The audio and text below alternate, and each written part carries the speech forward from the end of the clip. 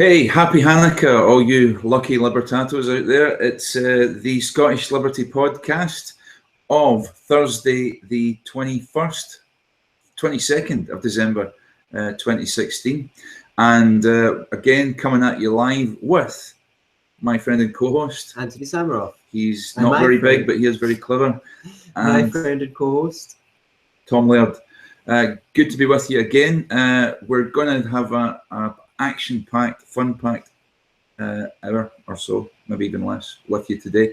And first up on the agenda today is, have you heard? Well, do you know that it's Christmas, first of all? Do you know that? If you don't worry about it. Coming riding to the rescue is that talented bunch of people, those looters known as the members of Parliament. A bunch of left-wing members of Parliament have revamped the originally god-awful Do They Know It's Christmas that they belted out to a bunch of poor Ethiopians who's, as if their life wasn't bad enough at the time, had to put up with a lot of crap UK pop stars singing to them about how do they know that it's Christmas. Considering lots of them were Christians, I guess they did. But anyway, just in case you forgot that it's Christmas, these MPs have released it. Check it out on YouTube if you must. We did. We're still suffering the trauma.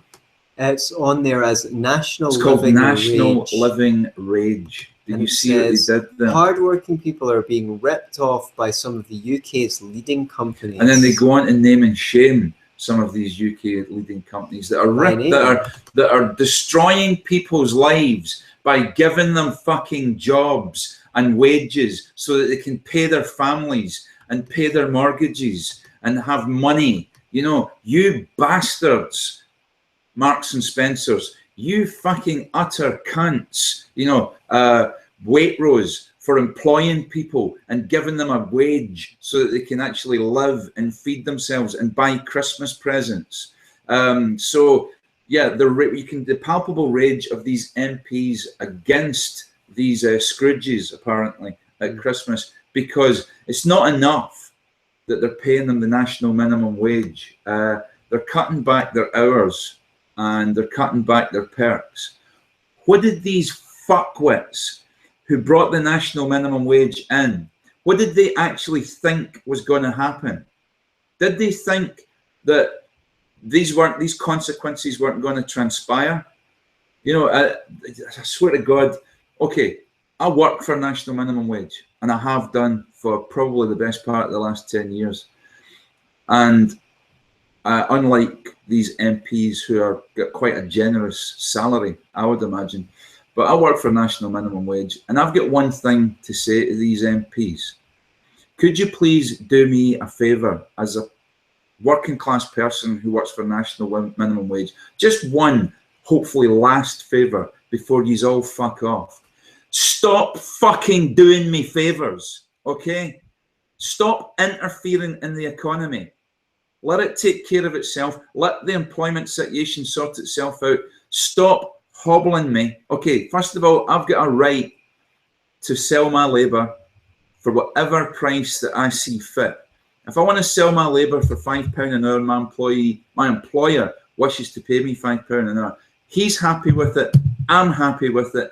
You have no fucking right to tell me how much I can sell my labour for, any more than you've got the right to tell the baker how much he can sell his bread for, or you know, whatever, the guy who sells beer, you know, the brewer, how much you can sell a pint of beer for. If you think there should be a minimum price for labour, why don't you think there should be a minimum price for every other product that's out there? Why is labour any different? You think you're doing people good? You're not. What did you think was going to happen? Now my rent's going to go up. Now my cost of living is actually going to go up. And suddenly that £8.50 or £7.50 an hour that I now get doesn't even buy me what £6.50 an hour used to get, because the cost of living has gone up thanks to you do-gooding fuckwits. Okay? Now it's bad enough that you've done this. It's really bad enough you've done this. Now you're going to inflict this Christmas song on me. Words fucking fail me. Sorry, Anthony, do you want to come in on that? Yeah, I mean, I think there's a lot to pick up on there. I think when people consider the minimum wage, you really need to consider the accumulating effect of the minimum wage. So to get a product in the supermarket, that might go through several hands. There might be the person who drove it to the supermarket. There might be some people in the factory that packaged it, and then there's the store clerks. So actually, increase in the minimum wage, a 10% increase in the minimum wage, can actually, in some cases, lead to a much greater than that increase in the price of products and services when you factor in all the people that need to get paid more. Now, those are the people who are going to be buying those products. So, yes, it's no good having a higher wage if your wage is worth less. It's indisputable that the minimum wage costs jobs. You just need to use your brain and figure this out, right?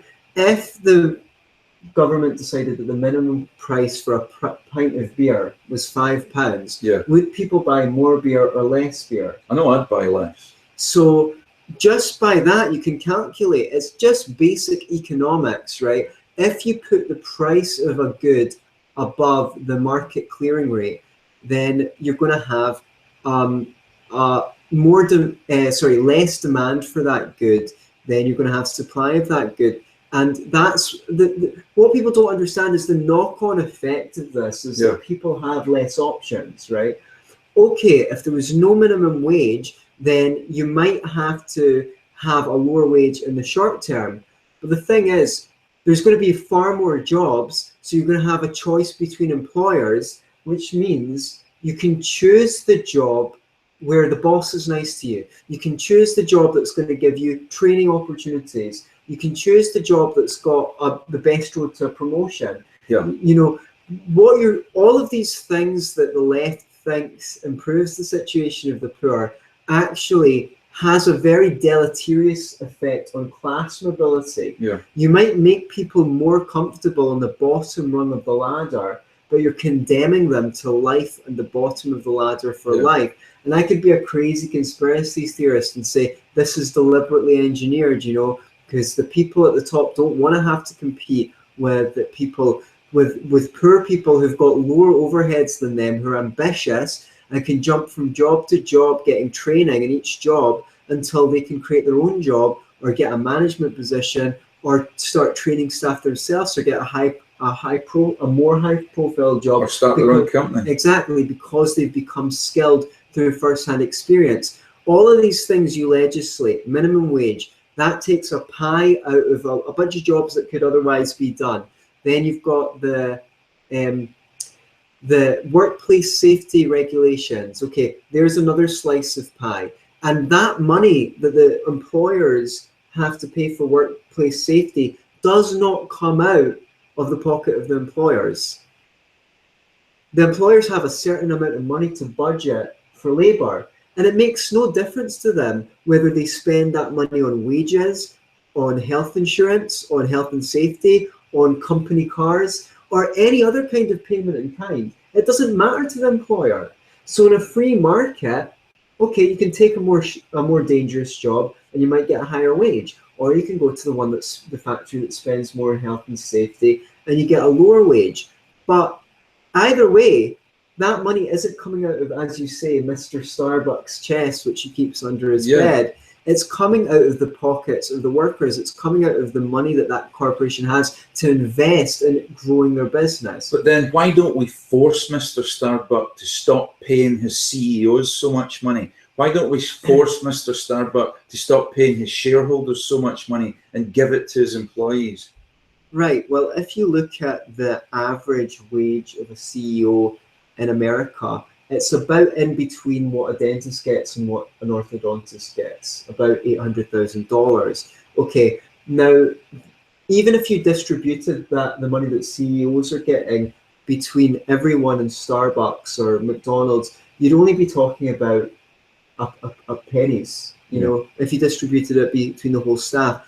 The reason why CEOs get such high pay is because their skills are so in demand. There's no reason why a company would want to pay some of these top CEO earners who are in tens or 20s of millions a year, who are the exception. rather than the rule. There's no reason why a company would want to pay them that much more. If there was people equally skilled to them, they pay them less.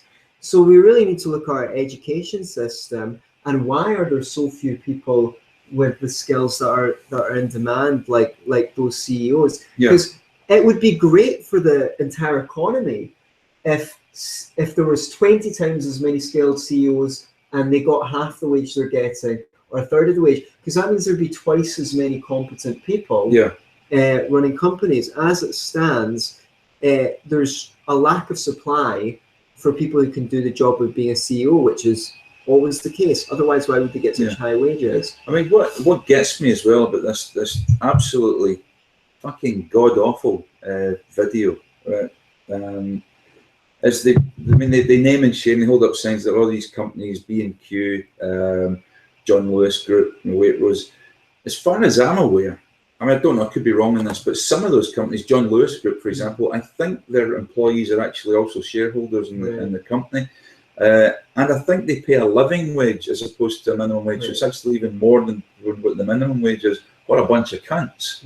You know, so I think one of the best things that could happen here, I encourage, you know, anybody, if you're a director of one of these companies or a shareholder in one of these companies, especially the John Lewis Group, and that's quite a powerful lobby, I would sue these MPs. I would sue them for every penny they've got, for their insinuation that you treat your employees bad. I mean, they don't really go into much detail about how you're treating your employees badly. I don't know whether you beat them up every morning or you force them to, I don't know, eat, you know, bring their children in so that you can eat them.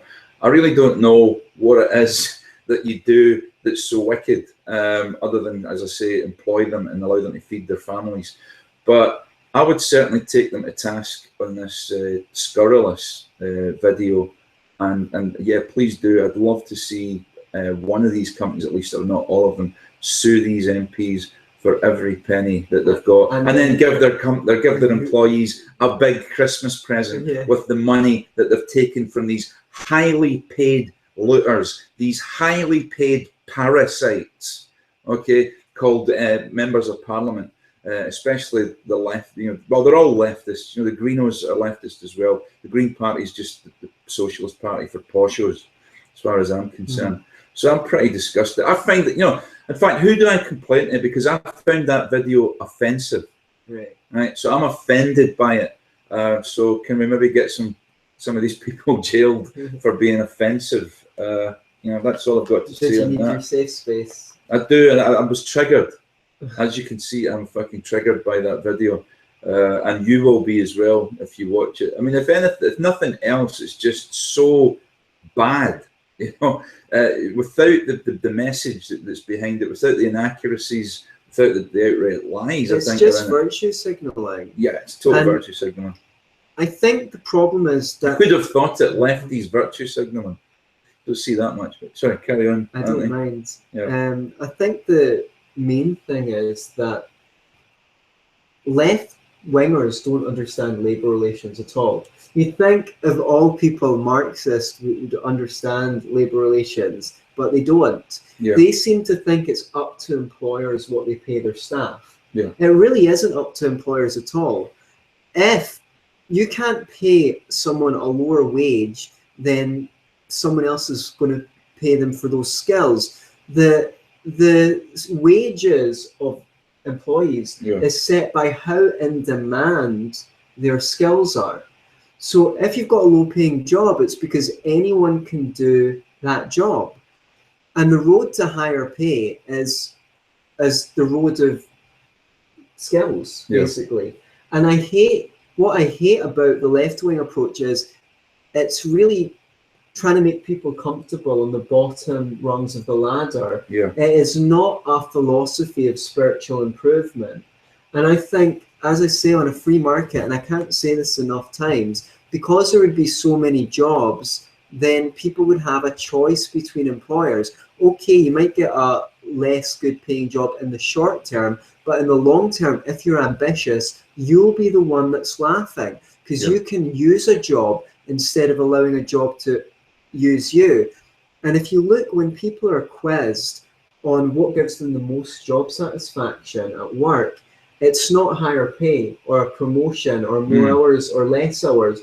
Time and time again, personal opportunities for personal development actually come up at the top of the list for job satisfaction. Now, that might not have been true in the 19th century, you know, because people were so poor. The number one thing was money. And there's a great economist, Benjamin Powell. You can look up his videos on sweatshops. Right. And he actually went to the poorest countries in the world. Maybe we should see if we can get him on the show. Yeah. And he let us know if you'd like that. And he actually did these quizzes where he asked the people working in the sweatshops if they would like better health and safety, if they would like shorter hours, if they would like a whole list of benefits. And of course, they said yes to them all. Who wouldn't? Yeah. Who wouldn't?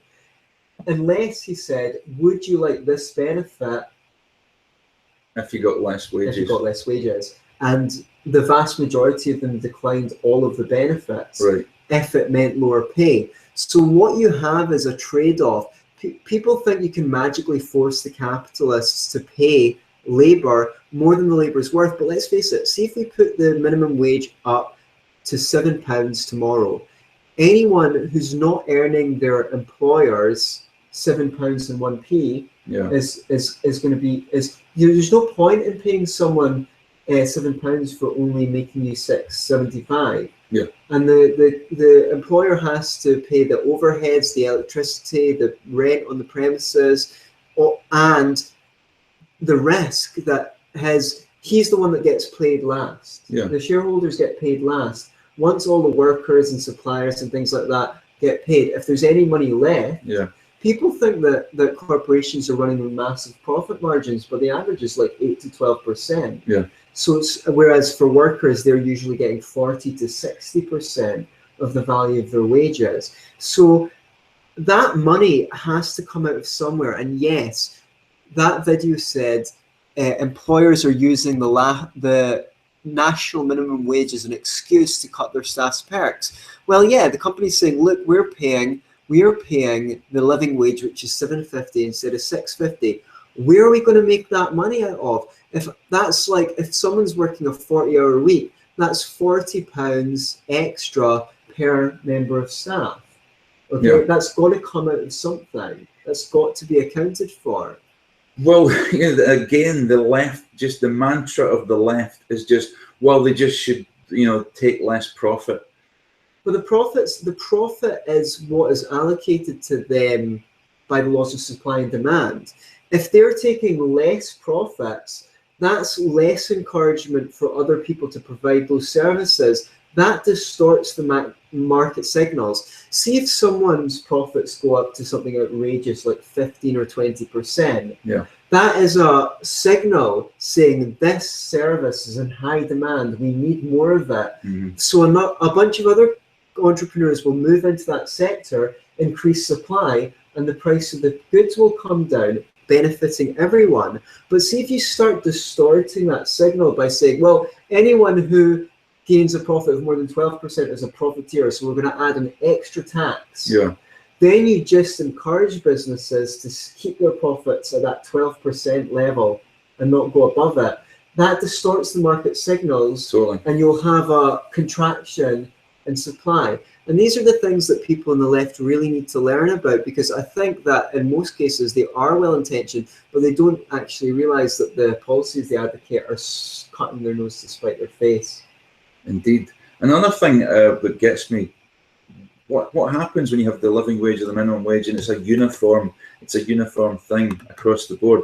It doesn't give employers then the ability to say, well, okay, this worker is better than that worker, we'll pay him more because he's a higher performer. He puts in more hours, or not more hours, but he stays on that extra half hour at the end of the day, or he comes in a bit early in the morning. He does his job better. He's always reliable. I can't pay him more than somebody else because it's just this uniform, one size fits all wage. Instead of being able to say, well, look, you know what? You've just started this job. You're not going to get paid as much as the guys who've been here for a year and a half. They all know what they're doing. They're going to have to carry you a bit for the first few weeks that you're working here because you don't know what you're on. So in that initial period, you know, you're going to get £5 an hour, £6 an hour compared to their £7 an hour. That takes away that ability to do that, and it takes away the incentive for those workers who want to work harder, you know, and put in a better day's work. So I think it's a bit, this video is disgraceful. Yeah. But so if you get anything else to say, well, that we're always disgraceful. I mean, we specialise in disgrace. These are controversial views that we are discussing. Do you know yeah, what no, I mean? but that's weird. And it's not just weird.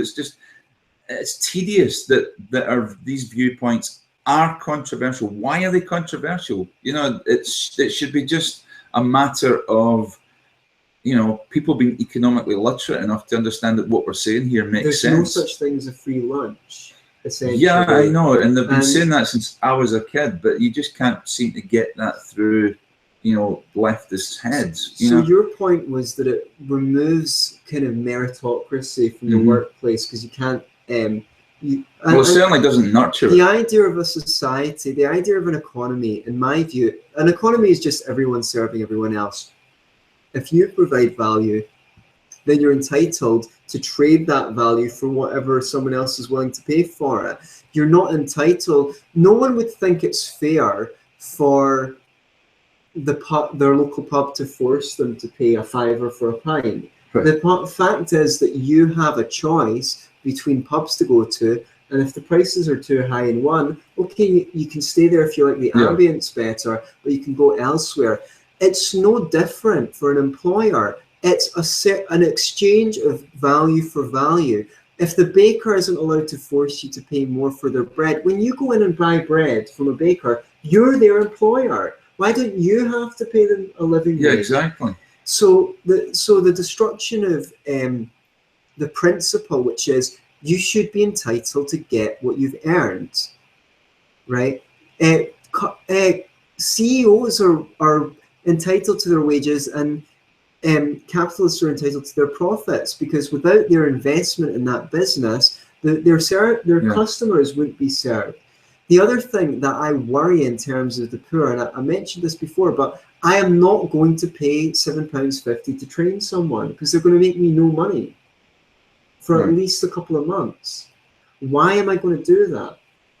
So at the very least, there should be minimum wage exemptions for staff undergoing a period of training. Yeah. Well, otherwise you have to go to college and pay for it yourself. That's why so many people have to go to college, because companies can't afford to train their staff because of these altruists. Well, I guess, yeah. I mean, if we're done the minute, I'd like to move on to something similar. Go on. Because sticking with our Christmassy theme, there's a set of strikes due to go ahead shortly over the Christmas period, and it's been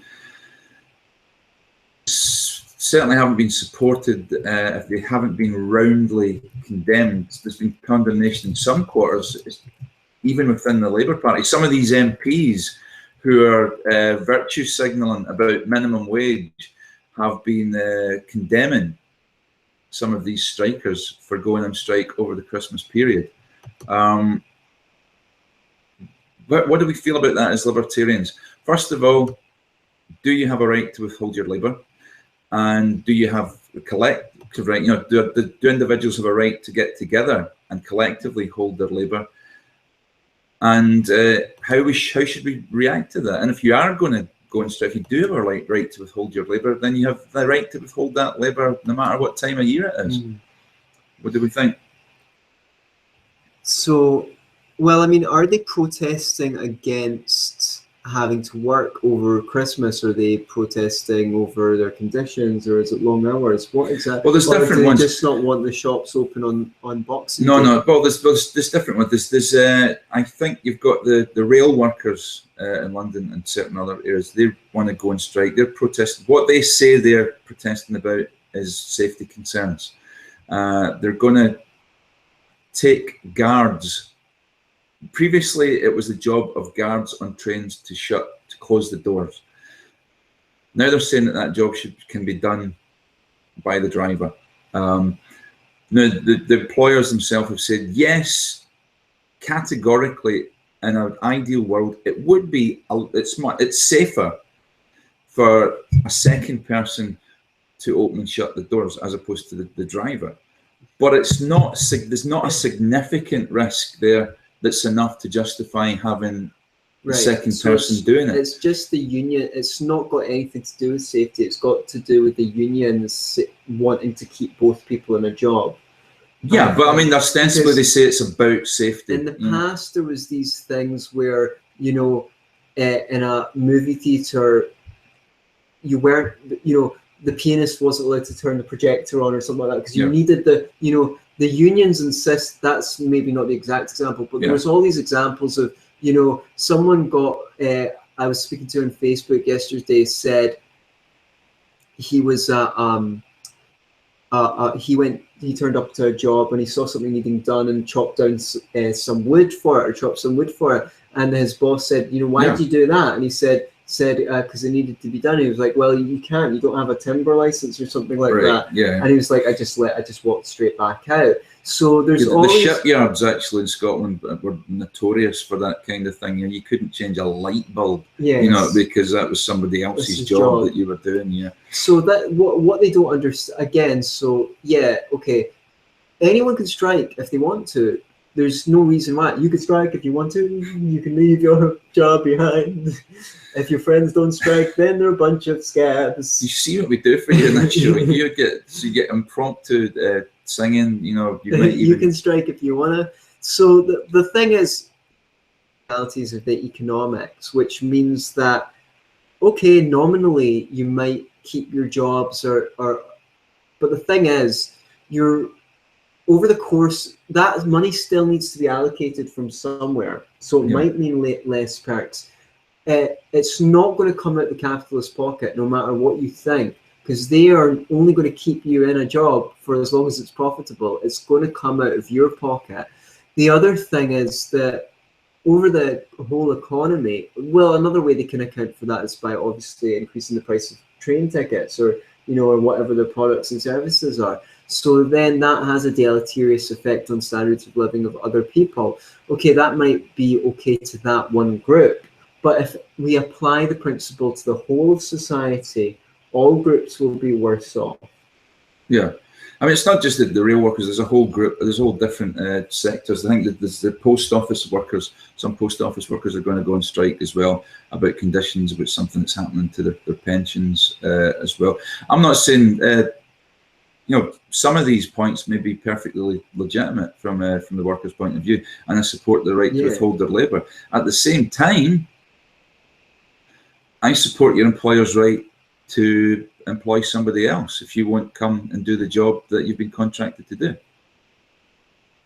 So it kind of works. It works both ways. So I mean, you better be sure of yourself. You better be half as valuable as you think you are, because if you're not, then I think your employer's got the right to just go and get somebody else who will do the job. So you better be as indispensable as you think you are in your own head in order to withhold your labour. So we've touched on that. Sticking with the Christmas theme again. Did you know that Tampax have brought out a box of tampons this month with tinsel instead of string? It's just for the festive period. I didn't know that, but then again, I don't really pay attention to things going on with tampons. But yeah, good. That you've had singing, and now you've had a joke. We may even have strip tease by the end of the show. God forbid. So yeah, at this festive period, we're going to also talk about. A lot of people get upset because we have Christmas trading. Shops are allowed to do business on Boxing Day, Christmas Day, New Year's Day, and some people think, look, that's not right. We should have, these days should be set aside. You get the religious people who say these days should be set aside for the Lord or whoever their deity might be that could be possibly upset by people buying each other presents on a special day. And then you've got people who say, well, this is about workers' rights as well, because when people are then put under pressure to come in and work on these days. My feelings on this are, you know, if you don't want to go shopping on Christmas Day, don't do it. You know, if there's not enough demand, if nobody goes, if you open your pub on Christmas Day and nobody turns up, you're not going to do it next Christmas. Yeah. You know, and that's the same with the supermarkets. I don't know, everything goes insane at this time of year. I noticed that people, you know, a couple of days before Christmas, people seem to panic buying. You know, they go buying 6 loaves of bread and shit like that, just in case, you know, they can't find a shop open on Christmas Day. Are you going to tell people who don't hold with Christmas, who aren't particularly religious, you're going to tell Muslims, for example, that they can't trade on Christmas Day? If you can't tell Muslims not to trade on Christmas Day, why should you be able to tell capitalists not to trade on Christmas Day? Why should Sainsbury's not be able to trade on Christmas Day if they want to? I'm not saying it's a good thing. I would like them to close on Christmas Day. I think it would be good for everybody to have that day and have a special day, but that's just my personal point of view. And I'm not willing to put people in jail for I'm not prepared to punish people because they've decided voluntarily, you know, I want to buy a fish supper. The guy in the fish and chip shop wants to sell me a fish supper. He's happy. I'm happy. I get to eat a fish supper. He gets some money in his till. And if he wants to charge me extra for getting a fish supper on Christmas Day, that's up to him, and it's up to me if I want to pay that extra. But why should really? You're going to punish somebody for that? You're going to prohibit them from doing it by law? Are you really prepared to ultimately lay hands on somebody? You know, if they won't pay, oh no, we won't do that, we'll just fine them. But what if he doesn't want to pay the fine because he doesn't think he's doing anything wrong? Are you prepared to enforce it with violence, ultimately? I don't think it's worth doing. I think it's, if people want to trade on Christmas Day or any other day of the year or through the night, they should be able to do it.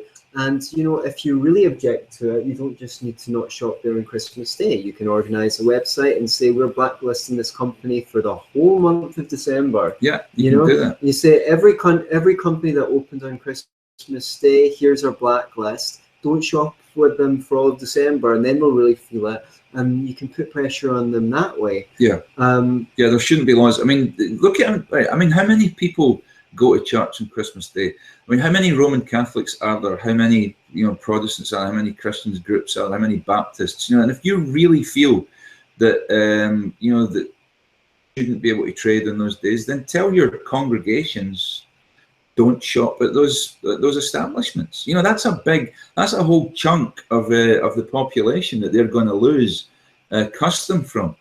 So that's a better way of doing things than getting the government involved, because it's not the government's business to tell you when you can work and when you can trade. That's my feelings on that one. I mean, I'll tell you what, I mean, are you going to, apparently there's an elderly fat man comes round on Christmas Eve giving presents to children. We should arrest him for a start, you know, because you can't be doing that, you know, breaking into people's houses at night. even if it is altruistic, you know.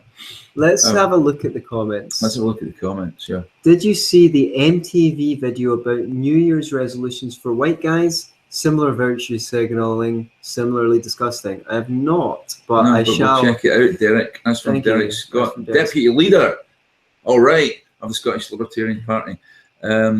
Your brother. My brother, yes. MTV, the bastion of free thought. Okay, and then he goes on to say, you have the right to withhold your labour. This is David, my brother. You have the right to withhold your labour, but the employer should not be held to ransom and be made to keep you. It's pretty immoral in my eyes to hold a gun to some guy's head.